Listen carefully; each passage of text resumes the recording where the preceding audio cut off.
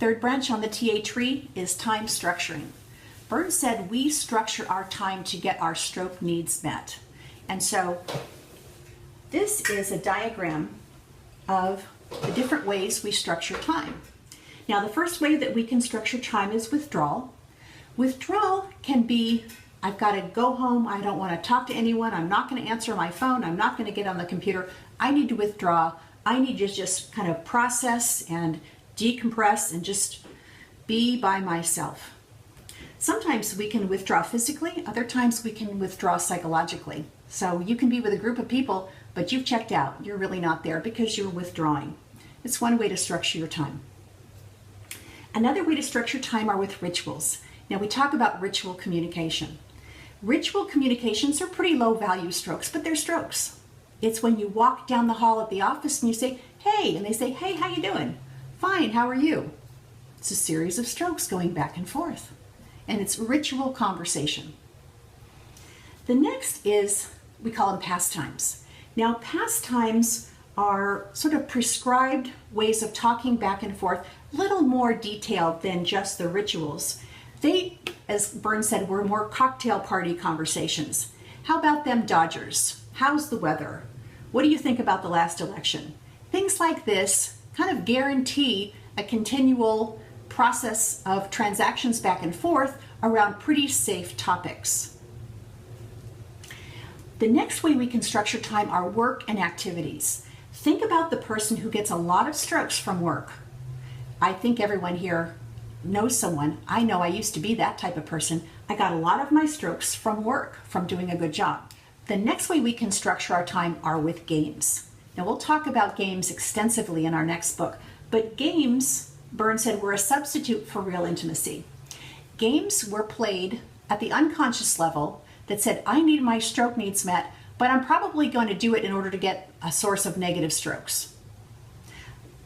Not used to positive strokes, but negative strokes are okay, and I'm going to play a game in order to get myself some strokes. So,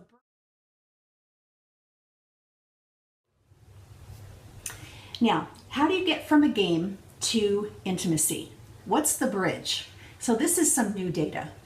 And in our study with my TA practitioner students, we've decided that play and communication were two ways to bridge the gap from games to intimacy. Now, why play? Because the child ego state, the authentic child, joyful, fun-filled, feeling-based child, is a wonderful way to connect with another human being. And so play is a way of reawakening the child and connecting to another person on a child-to-child basis. And it's a wonderful connection. However, there are times, and as a therapist I see this often, where couples come in and say, we are not communicating well. And so another way to bridge the gap from games to intimacy is rational communication. Communicate in a better way where you get a better outcome. Because couples come to me and say, communication is our number one problem, and in my work in doing business workshops such as conflict resolution and team building, I see that there are people who have some very entrenched habits of talking in a parent-to-child, critical, condescending way. Or from a helpless, adapted child, I don't know what to do, but please don't fire me, kind of way.